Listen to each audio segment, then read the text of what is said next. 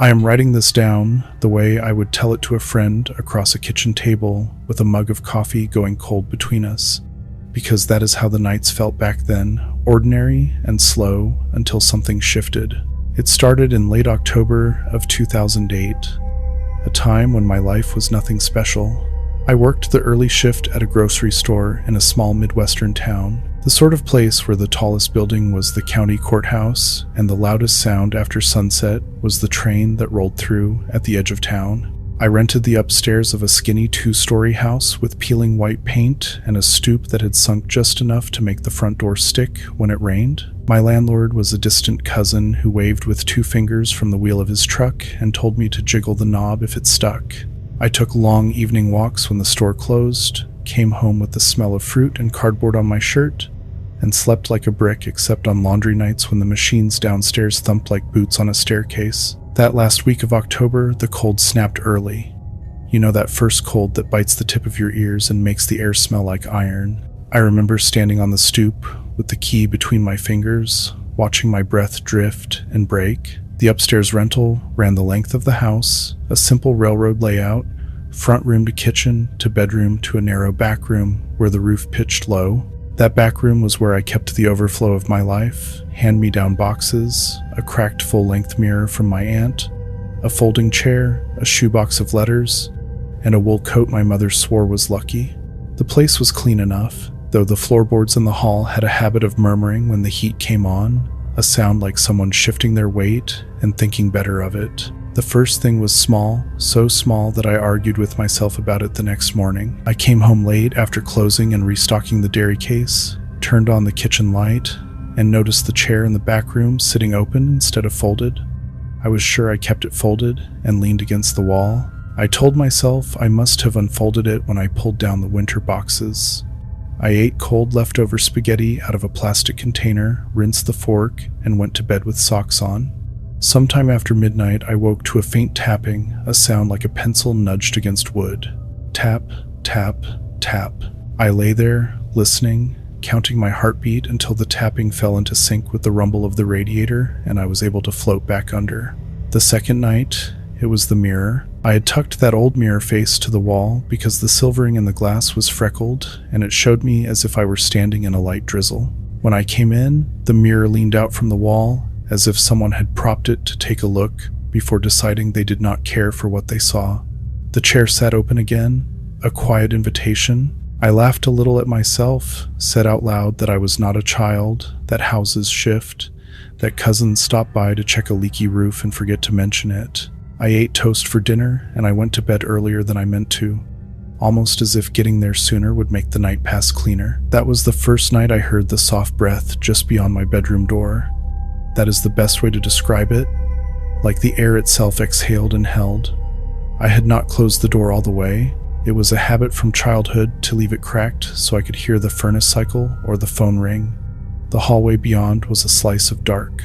The breath came from that slice, a gentle pull and release, not menacing, not friendly, just present.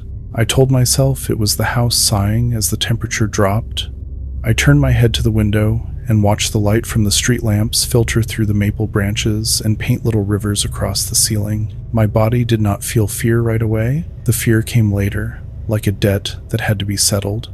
On the third night, I brought home a small pumpkin because carving one had always made me feel steadier. I set it on the kitchen table with the mail, crowded and cheerful. I boiled water for tea, and while it heated, I walked to the back room to fish out the box where I kept the jar of cinnamon and the stubby candles left from past years. The chair was waiting open again, angled toward the mirror. The mirror was turned to face the room. It showed the doorway behind me, a thin slice of me in the frame, one eyebrow lifted as if I were the kind of person who made jokes about being watched. I reached for the mirror and turned it around, glass to wall, the way I had intended. When I took my hand away, a chill lifted the hair on my knuckles, like I had touched something too cold to hold. The kettle whistled and I walked back slowly, telling myself that old glass holds the day's temperature. I slept fast that night, fell into it like an elevator dropping. I woke in the dark to the feeling that someone had stepped to the foot of my bed and stopped. No sound, just that sensation, the one that prickles the back of your neck and makes you aware of your own mouth, the weight of your tongue, the way you are a body and a breath and a heartbeat. I did not sit up, I did not call out. I lay still and thought about normal things, the way you would if you wanted to step back into a lit room in your mind. I thought about how many avocados I had rotated in the display that day, how many went soft if you did not catch them at the right moment. I thought about tomorrow's schedule and whether I had remembered to put my thermos in my bag. The standing presence did not move or lean or hum. It simply was, and I was, and we shared the dark until the radiator stuttered and banged, and the standing feeling faded as if it had been made of the same thin steam. In the morning, I found the pumpkin on the floor. It had rolled as far as the leg of the table would allow and come to a gentle stop. There was no bruise, no mark from a fall. My apartment does not slope. I picked it up and set it back, and I laughed again, but there was no humor in it. I took the chair from the back room, folded it with a firm click, and slid it behind the refrigerator. I put the mirror flat on the floor, glass to wood, and stacked 2 boxes of books on it. The small acts made me feel like I had set boundaries for a skittish dog. You sleep there, I sleep here. We do not startle each other on purpose. That afternoon, before my shift, I walked to the library. I told myself I wanted a mystery novel and a cookbook, but what I wanted was to be around people who moved about and coughed and scolded their kids in whispers. I wanted the small sound of a community to hook itself to me and follow me home. The librarian stamped the card and asked if I had plans for the holiday. I told her no, just carving a pumpkin and heating up a can of soup. She said it sounded peaceful. It did, in the bright part of the day with sunlight on the floor and the quiet from all those pages holding their breath. That night, I did carve the pumpkin. I used the short knife with the worn wooden handle and traced 2 gentle eyes and a shy smile. I set a candle in it and watched the light wobble. It felt like company. I carried the pumpkin to the back room and set it on the low trunk. I told myself a small lit face would warm the cold there and make the shadows easier. The candle burned down slow, and I left the door open so I could see the faint wash of orange when I went to bed.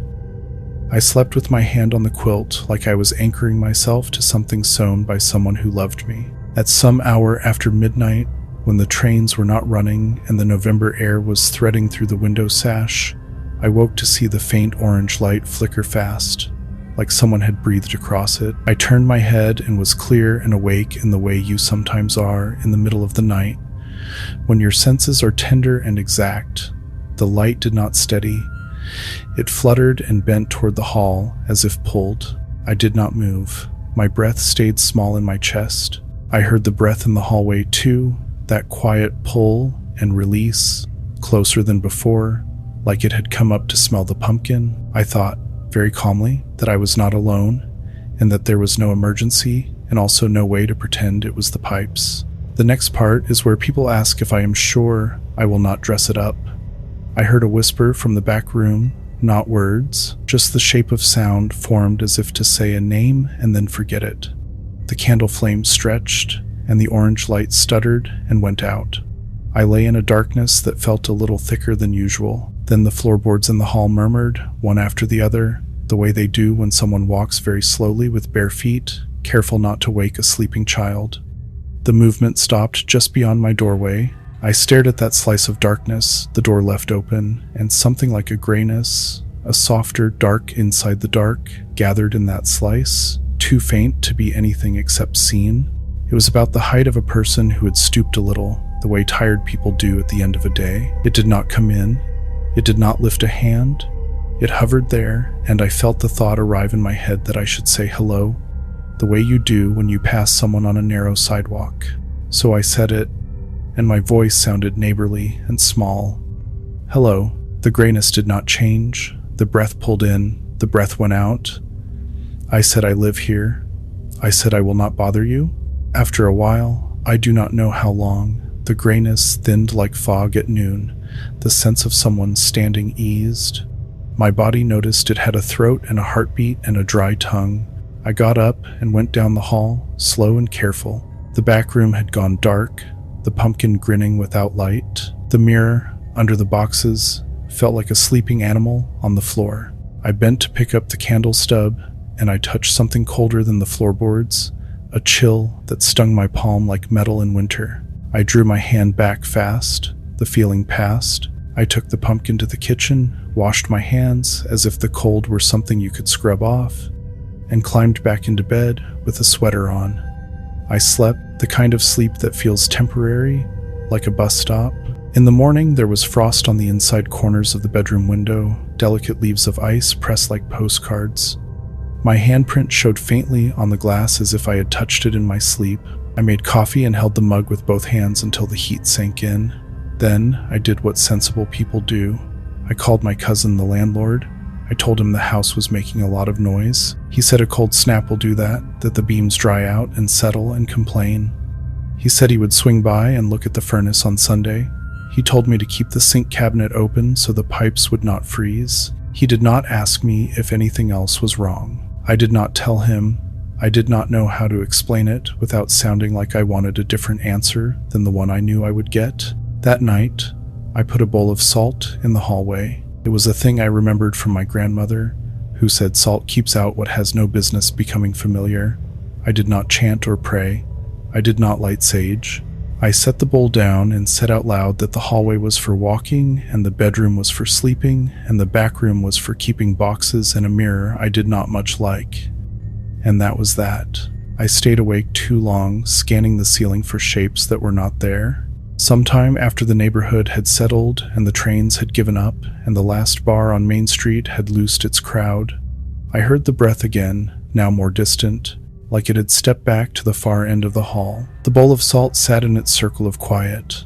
I slept without waking and dreamed about stalking apples and the way they bruise if you set them down too hard. In the morning, the salt looked exactly as I had left it, level and fine. 2 days later, my cousin came by, a Sunday mid-afternoon as promised. He stamped his boots on the stoop and wore a ball cap with a faded logo for a bait shop. He clanked around in the basement and declared the furnace as fine as anything that age could be. He tightened a joint on a pipe, flushed the radiators, and came up with a smudge on his cheek that he did not know he had. We stood in the kitchen, and I asked if anyone had lived upstairs before me. He said a man had, quiet fellow who worked nights at the mill until the mill closed and then took a job in the next county. The man had moved out in a hurry when his mother got sick. He had left a few things, which my cousin had tossed in the shed. I felt the small hairs on my arm lift again, polite as a greeting. I asked if the man had been old. My cousin said not old, exactly, but worn thin the way working nights will do to a person. We made small talk about the weather that was coming, the early snow. He left with a wave. That night, I slept with the door all the way open. I was tired of the crack of darkness and the way it became a place where my eyes invented edges. I left the light over the stove on, a soft island of yellow out in the kitchen. I fell asleep thinking about the man who had worked nights, picturing the way his hand might have hovered over the mirror, not liking what he saw, turning it away. Sometime close to dawn, while the light was still weak and the bird outside had not decided to call, I felt the bed dip at the corner near my feet, the way it does when someone sits down just enough to tell you they are there. The mattress did not creak.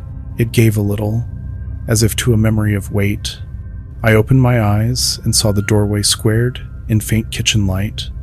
The hall was empty. The breath was not there. I said one word, quietly, rest. The dip eased. The quilt rose smooth again. The room felt like itself. When morning came, I made pancakes, one at a time in a small pan, the way my mother taught me so that each one could be good in its own right. I ate them standing up, looking out at the street, where a boy in a red hat dragged a sled that did not yet have snow to carry.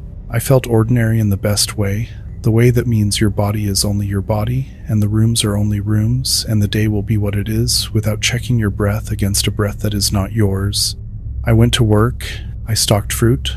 I nodded to the regulars. That night, I slept with the door half closed again, not from fear, but because the hinge made a soft sound I had grown to like. A house's tiny voice. I would not tell you this if I did not believe it happened. I would also not dress it into something sharp, It was a stretch of nights in late October and early November of 2008 when my ordinary life made room for something that did not introduce itself and did not ask to be believed. I live in the same small town. I still walk in the evenings. The mirror is still face down under books, and the chair lives behind the refrigerator, and the bowl of salt is the same bowl I use now for rising dough. Nothing dramatic came of it, but ever since then, when I wake in the middle of the night for no reason at all, I say hello into the room, and I listen to the air answer with nothing but the sound of a house being a house. What happened has passed through me and kept going, and I have kept going too, which is all a person can do. I did not tell anyone at work about the nights, not right away. It felt like a private matter between me and a house that had settled around me like a heavy coat. In early November of 2008, the days came on gray and early dark, and the store played those gentle songs that are meant to keep people moving toward the register. I stocked oranges that left oil on my hands and crewed the register when we were thin, and when a regular asked how I was doing, I said I was fine because most days I was. I carried the steadiness of routine like a pocket stone. The odd thing was, the steadiness made the strange parts easier to notice when they rose up, the way a cough sounds louder in a quiet room. On a Tuesday, my cousin called to say he had found a small box in the shed that must have belonged to the man who had lived there before me. He said I could look through it if I wanted and then toss it. I said I would. After my shift, I walked around back, lifted the shed latch, and waited for the cold smell of oil and old grass to roll out. The box was shoe size and taped once across the top as if the person who packed it did not believe in overdoing anything. I carried it upstairs and set it on the kitchen table. I made tea and stood there with the steam on my face, as if the tea could prepare me to open a stranger's last neat bundle of himself. Inside were simple things. A pocket calendar from 2006 with the town's football schedule printed on the back cover, a pen that had run dry, 2 pay stubs folded 3 times, a church bulletin with one corner torn away, a grocery receipt from our own store that showed bread and milk and a small bag of mixed nuts, and a photograph. The photograph was the kind you get from a booth at the county fair, square and gently faded at the edges. It showed a man about my age, maybe a little older, with a face that seemed built to hear bad news quietly. He was not smiling, he was not frowning. He looked like someone who would not walk across your lawn even if it saved him 2 minutes. I turned the photo over and found one word written in blue ink that had bled slightly into the paper. It looked like May, or maybe May. I held the photo up to the window until the light came through the thin places. Nothing else showed. That night, I took the pocket calendar to bed and set it on the nightstand, the way you might set a glass of water. I told myself I would flip through it and then fall asleep. The dates were full of small marks, abbreviations I could not decode, most of them on nights. Some squares were blank for weeks at a time. In early November, someone had written down the word mother, then the next day the word call, then 2 days later the word doctor, and a time. I let the calendar rest on my chest and listened to the radiator click and draw. I do not know why I said it out loud, but I did. I said I am sorry for whatever this was. Then I set the calendar down and slept. Near 2 in the morning, I woke because the room had changed temperature. Not much. Just a thread of cold that reached across the bed and tucked itself under the quilt. My eyes came open all the way. The hall was only a softer kind of dark. I did not hear the hallway breath. I heard instead a small rustle by the bedroom window, as if someone had pressed the heel of a hand to the glass and then palm to palm, the way a person can do when they want to look out without catching a reflection. The sound was small and exact, a circle inside fog. I sat up slowly and said, "Hello, neighbor gentle." The rustle stopped, the cold thread eased. I waited, and after a long minute, I slid my feet to the floor and went to the window. The frost was light and had not yet made its leaves. My handprint from the earlier week was gone. Outside, the street lamp laced the branches in a weak halo. Nobody stood out there. The world was as empty as a washed bowl. In the morning, I took the photo and the church bulletin to the library. I told myself there might be an announcement I could match to the name, a service note, a meal train. The librarian was there in a sweater the color of oatmeal and said, "Good to see you," like she meant it. I asked about old bulletins and she said they kept some in a file because the pastor liked to track music choices. She brought out a folder and I paged through, feeling at once nosy and loyal, like I was doing a small kindness I had not been asked to do. The bulletin matched a Sunday in May of 2007. There was a handwritten note in the margin that said, "Sit in back." I found it hard to swallow for a second, as if a dry crumb had hung up in my throat. The librarian made the sort of small sound people make when they do not want to interrupt a private thought. I thanked her and left without copying anything down, because I did not know what I would do with the details. The next nights were quiet in the way that makes you wonder if you dreamt everything. The bowl of salt sat steady, and I moved it to the back room one afternoon to see if the quiet was tied to the hallway or to the house's mood.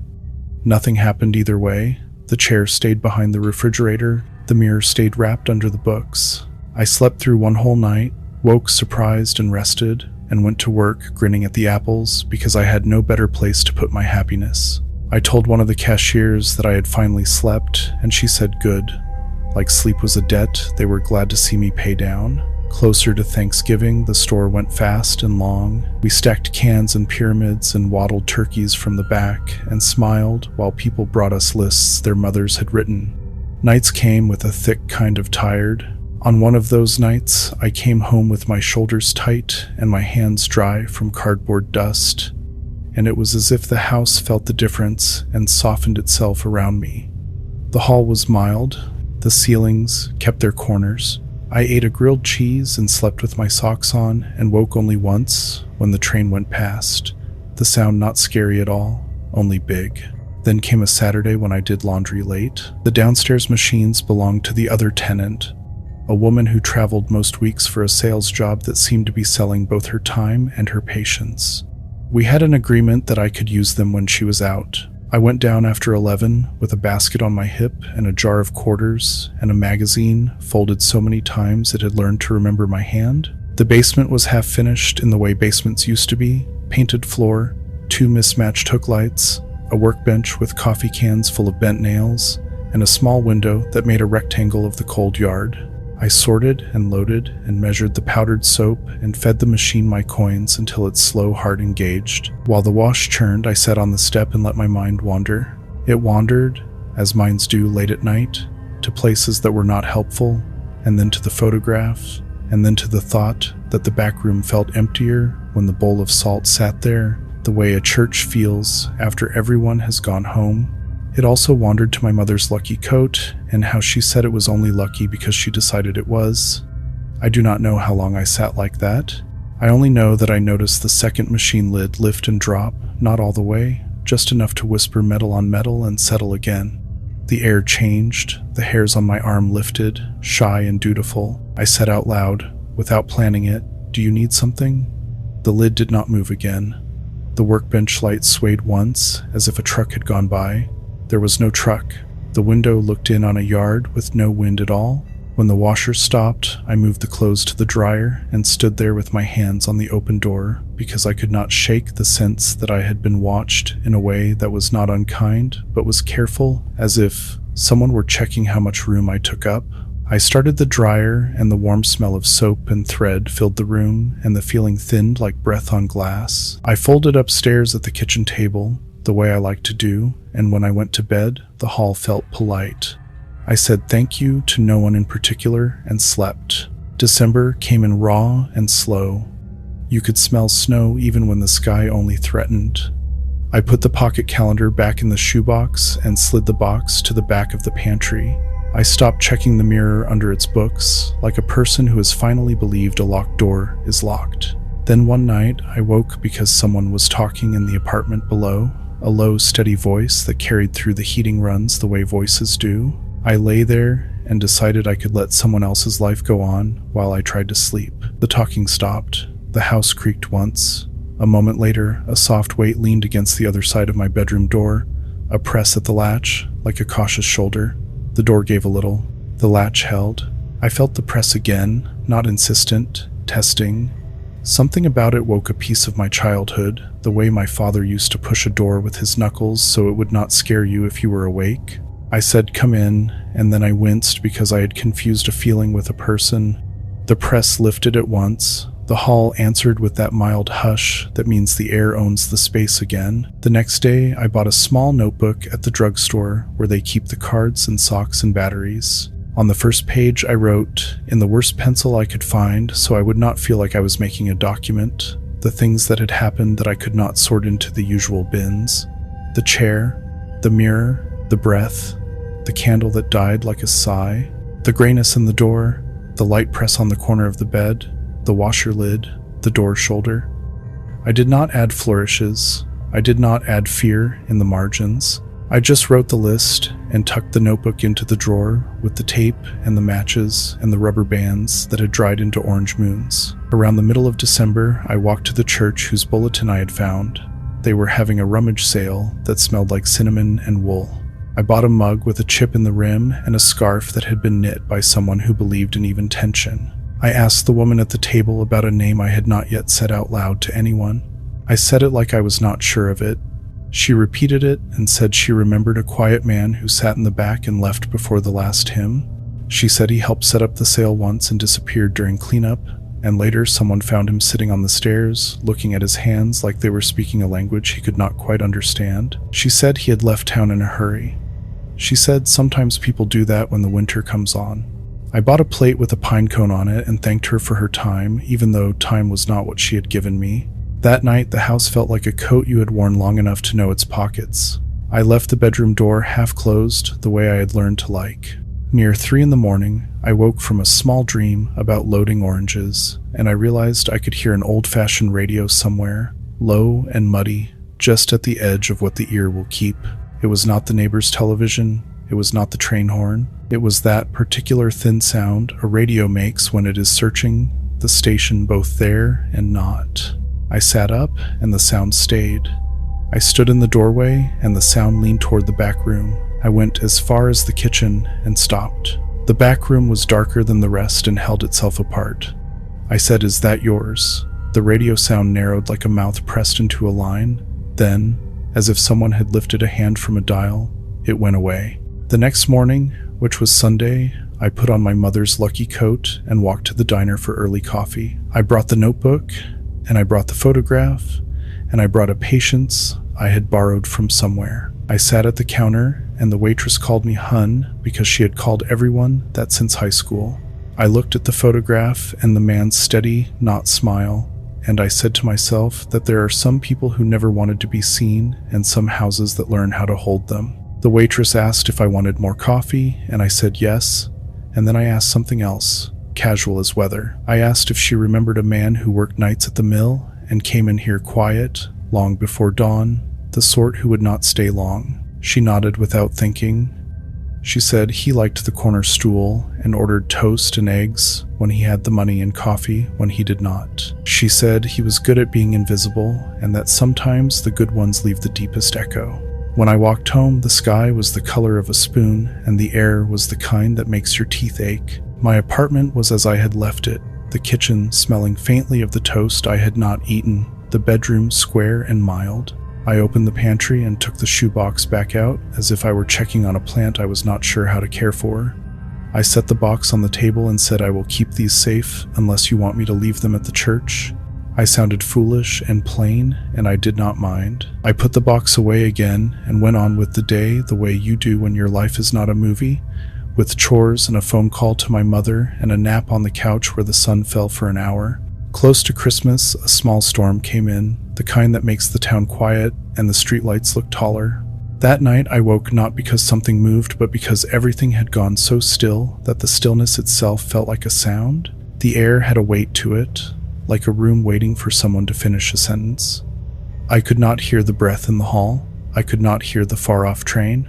I could only hear my own heart and the faint hush of snow against the glass. Then, from the back room, came the cleanest sound yet, not a voice, not a word, not a knock. It was the precise sound of a coat sleeve sliding along a door frame, wool on wood, the way it does when you shrug into a heavy thing and forget how close you are to the wall. I thought about my mother's coat, and I thought about how some things you carry become bridges between the living and the lives that press near yours for a little while. I said, "Rest again. The way you tell a child the storm will pass." The sliding sound stopped. The stillness softened, I slept until morning found me easy. By the time the year turned toward 2009, I had learned to live with the sense that the house and I had an arrangement. I kept the chair where I kept it. I left the mirror alone. I did not linger in the back room after dark as a kindness to us both. When the small things happened, I wrote them down in the notebook with the pencil that had never been good. I did not make it larger than it was. I did not pretend it was less. I stalked oranges and counted out change and learned the names of 3 new regulars. On weekends, I made pancakes one at a time. Very little about my life would have made a stranger pause, unless the stranger had a talent for listening to the way a person says the word neighbor. Nothing terrible happened. Nothing beautiful announced itself with trumpets. What happened was a string of nights with small human edges, a feeling like sharing a hallway with someone who was careful with the space you both needed. Whatever had brushed my door and leaned on the bed and listened at the window learned, or maybe already knew, that I would not turn the house into a stage. It stayed careful. I stayed practical. Between us, there was only the sort of respect that comes from not asking for more than the other one can give. When I look back on those weeks now, I feel the same mix of warmth and chill I felt standing in the library with the bulletin folder open. I am grateful nothing tried to prove itself. I am grateful something showed me how thin the night can be without breaking. I tell you this the way I would tell a friend after a movie lets out and we both stand by the car with our breaths making little clouds. The way ordinary life keeps pulling you back from the edge without pretending the edge is not there. It happened. It passed through. I passed through it. The house carried me and someone else a little while longer, and then we both set each other down. I kept the same apartment through the new year. By January of 2009, the cold had settled in for good. It was the kind of dry cold that cracks your hands even when you wear gloves. The street out front froze in little patches that glittered under the street lamp, and the houses looked pressed close together like people waiting for a bus.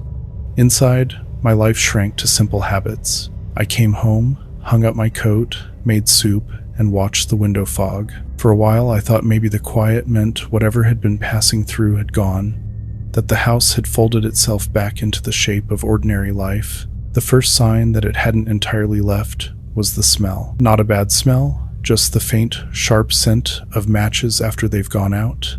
It would drift into the kitchen when nothing was cooking, hang there for a minute, and fade. I thought maybe the wiring was old. My cousin said the house had been rewired in the 90s, but I knew that didn't mean much. Still, the smell didn't act like a short circuit. It came like breath, quiet and occasional. I told myself it was memory in the air. A week later, I had a day off. The kind of long, gray day when the sky sits right on top of the town. I decided to clean. It was one of those sudden urges where you pull everything out at once, and before long the apartment looked worse than when you began. When I reached the back room, the one with the mirror and the trunk, I found a small thing I had missed before. In the corner near the baseboard was a square of newspaper pressed under the trunk leg, as if someone had used it to level the weight. I lifted the trunk and pulled it out. It was an obituary clipping. The edges had yellowed, and the newsprint was soft from years of being stepped on. The name at the top was a woman's. The date said she had died in May of 2007, the same month written in the calendar. I sat down right there on the floor and felt the room lean in. The article said she was survived by a son who worked at the mill in town, and that services were held at the small church where I'd gone for the rummage sale. The name matched the one the librarian had remembered. The paper listed a line that caught me, not for its poetry, but for how plain it was. It said, asterisk, she enjoyed gardening and sitting near the window in the evenings. Asterisk, I don't know why that line struck me. Maybe because the back room had a window that faced west, the same place the sunset settled in a soft orange line each night. I folded the clipping and put it in the pocket of my jeans. That evening, I sat in the kitchen with the lights low and waited for the smell of matches. It came, light and exact. I said quietly, I read about her. The air seemed to hold still, not colder, not warmer, just still, like someone listening to something they didn't expect to hear spoken aloud. That night, I dreamed of dirt on my hands. Not a nightmare, just a calm image of planting something. I woke with the scent of soil faint in the pillowcase. I don't think it was real, but it stayed with me all day. By February, The quiet had changed texture again. It was no longer the empty quiet of an empty room, but the quiet that happens when two people agree not to disturb each other. Every so often, I'd wake in the dark to that same light pressure at the end of the bed, just for a heartbeat, like a check-in.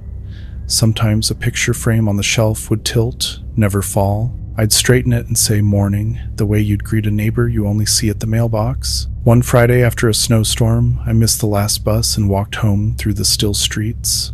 My boots squeaked, and the air smelled like tin.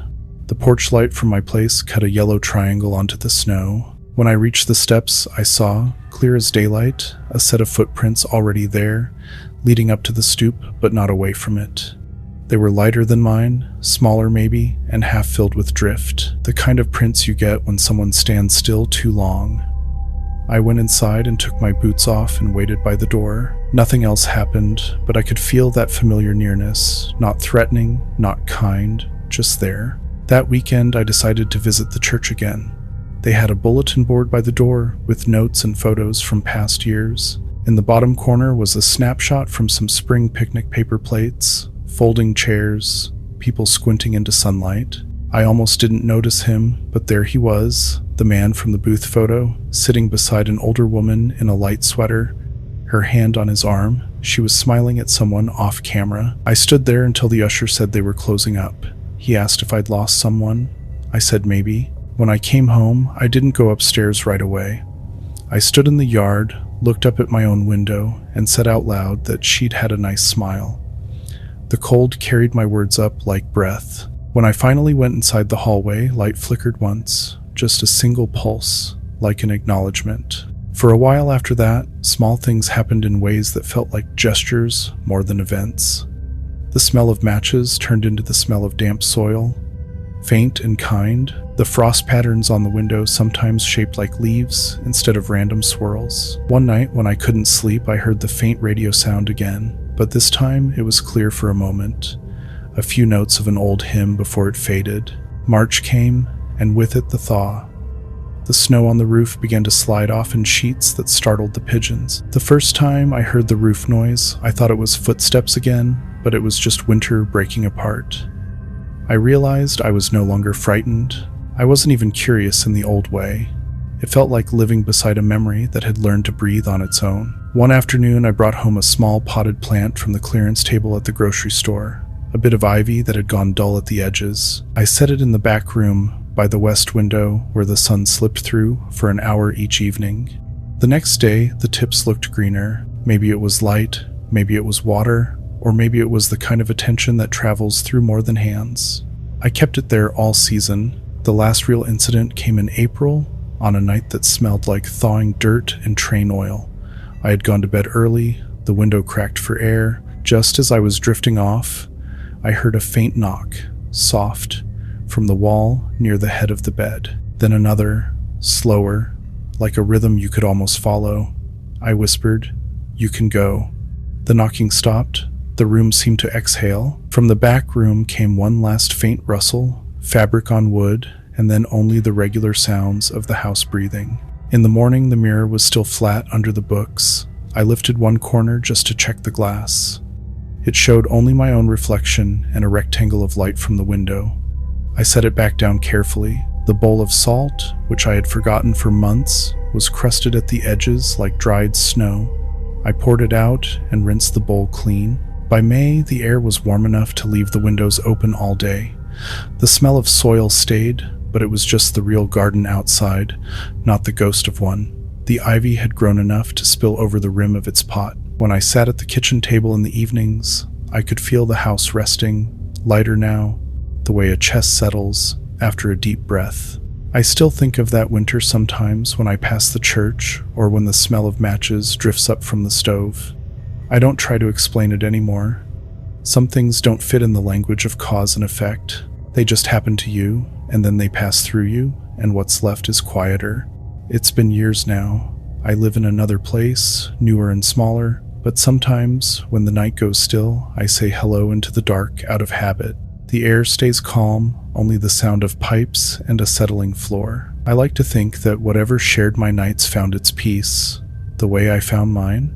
It was the summer of 2009 when I finally left that apartment. The lease was up, and the grocery store had offered me a small promotion that came with a few extra dollars an hour and a transfer to another branch closer to the city. I told myself the move was about money and work, but really it was about distance, not because I wanted to run from what had happened, but because I wanted to see if the quiet would follow me or stay where it belonged. The new place was a second-floor walk-up over a barber shop, the kind of building with red brick that looks warm even when it's raining. The first night I moved in, I sat on the bare floor, eating takeout lo mein straight from the carton, and the emptiness of the rooms felt like a clean slate. I had no boxes of someone else's life this time, no mirrors, older than I was, just a few pieces of thrift store furniture and my mother's old coat hanging by the door. For the first week, everything stayed still. No whispers, no smells, no strange temperature shifts. I slept deep. Then, about halfway through July, the small familiar things began again, but in a different key. I'd be reading late, the window open to let the heat out, and the air would turn cool for a moment, like someone passing by with a breeze at their shoulder. Once or twice, I caught the faint smell of damp soil, the same one that used to hang near the back room window in the old place. It didn't frighten me. If anything, it felt like the echo of a song you've already learned to hum. I told myself it might be the power of habit. The mind remembers what it's lived through, and sometimes it recreates it, the way your body still leans when you step off a boat, but there were moments that didn't fit that explanation so neatly.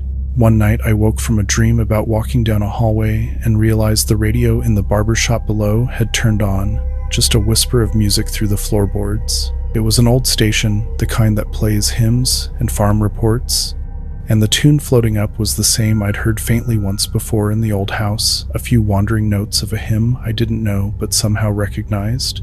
The next morning I went down for a haircut and mentioned to the barber that I'd heard the radio on late.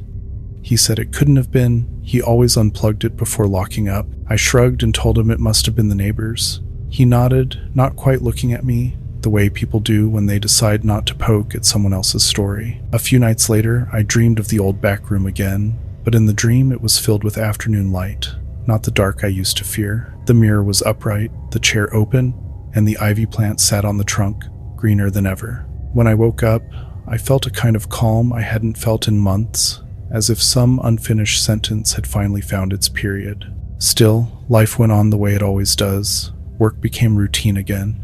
I learned the new neighborhood, the smell of bread from the bakery on the corner, the hum of traffic instead of trains. I dated someone for a few weeks, a woman named Sarah who taught art at the community center. She laughed easily and liked to paint late at night with music playing low.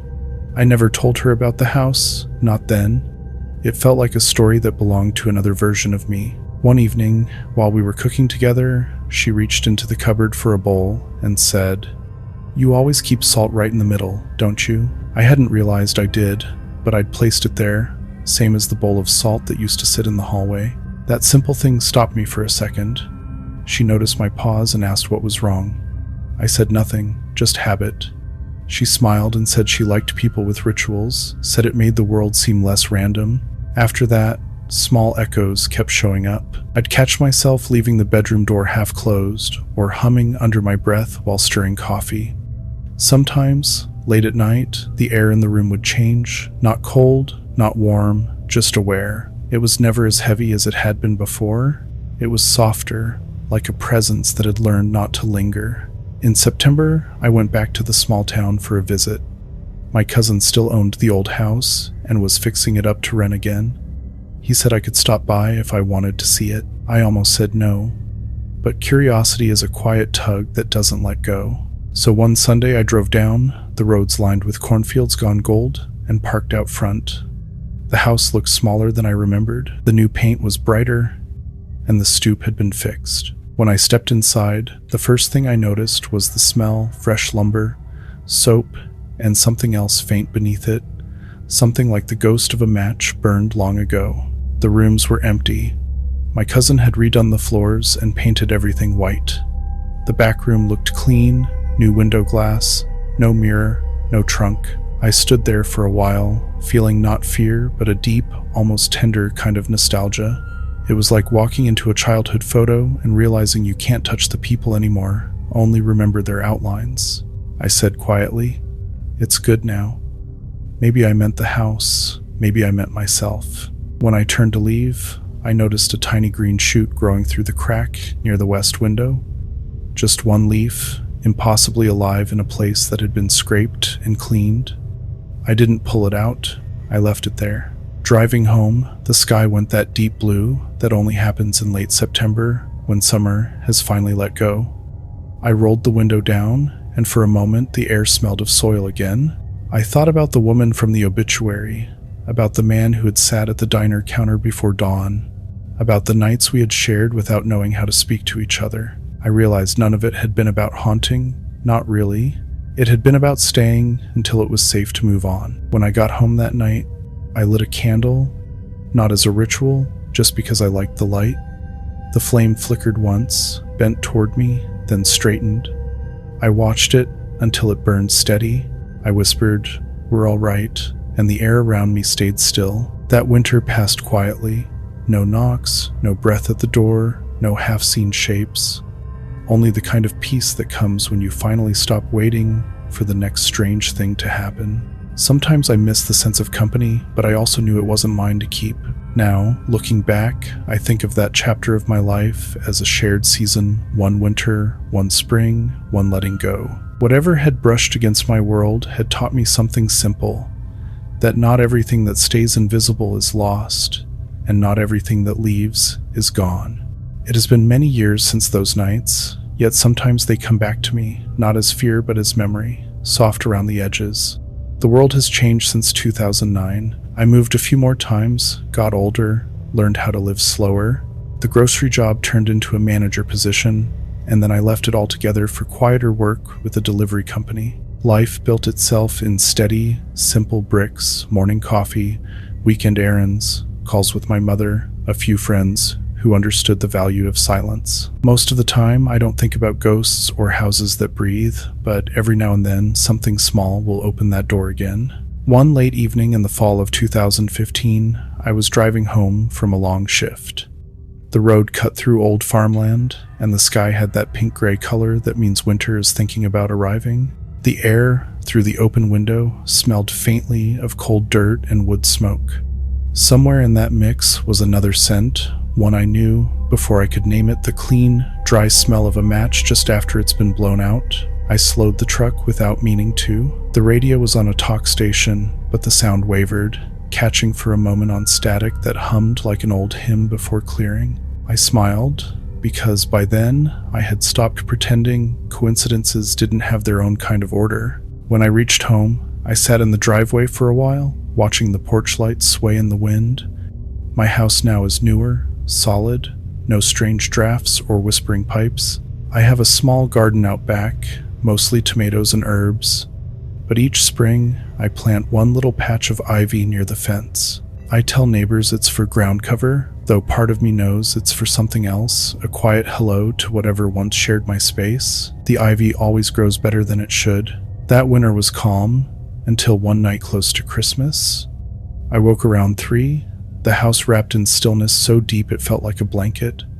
The heater had cycled off, the world outside muffled by snow. For a few seconds, I heard it again, not a voice, not music, just the sound of someone breathing close but not too close, like standing beside another person in the dark, without fear. I didn't move.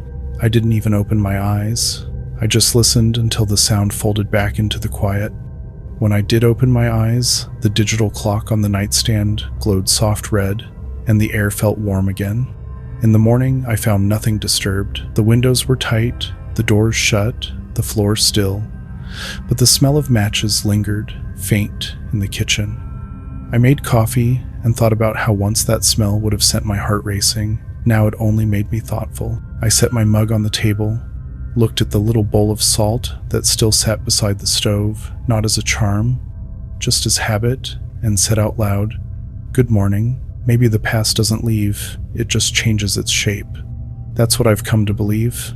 Sometimes it visits in the quiet between sounds, sometimes in a dream so gentle you wake with peace instead of panic. It doesn't want attention, only acknowledgement, the way the living want to be remembered without being trapped by memory. Years later, in 2019, I drove back through that same small town where it all began. The old house was still there, painted a soft yellow now, curtains in the windows, a tricycle leaning against the porch.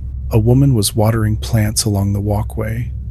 I parked across the street and watched her for a moment, not wanting to intrude, only to see how the place looked when it belonged to someone else. The windows shone with evening light, and behind one, I could see a flicker of orange, maybe a candle, maybe the television. I didn't feel drawn to go closer. I just nodded to myself and whispered, "Thank you." Driving away, the radio found an old station, the kind that fades in and out on country roads. The song playing was slow and plain, a voice and a guitar, nothing more. It sounded familiar, though I couldn't place it. I rolled the window down, let the sound spill into the air, and felt something like closure but not finality, more like two paths that had crossed and gone their separate ways, each carrying a trace of the other. Now, it's 2025. The world hums, with noise, phones, traffic, news, but some nights still belong to the same hush that filled that old apartment. I'll be sitting with a book or washing a dish, and the air will shift for a heartbeat. That small pressure you can't quite name, it's never frightening. If anything, it feels like a memory checking in, making sure I remember that the strange and the ordinary are never that far apart. Sometimes I tell the story to people who ask why I don't mind being alone at night. I tell it the same way I've told it to you, like a memory, not a warning. I say that once, long ago, I lived in a house that breathed with me through one hard winter, and that something unseen shared those nights without harm. I tell them I learned that fear fades when you learn to listen. If I wake in the small hours now, I don't reach for the light. I breathe and say hello into the dark, and then I say, rest easy. The air always answers in its quiet way, a stillness that means everything is fine. That is how it ended, not with screams or proof, but with understanding. Some experiences don't finish so much as they fold into the person you become. The haunting became a kind of peace, a reminder that even in the loneliest hours, we are rarely as alone as we think. And after all these years, that truth has stayed with me. The night passes, the light returns, and what once frightened me now feels like an old friend who moved on but still stops by once in a while, just to make sure I'm all right.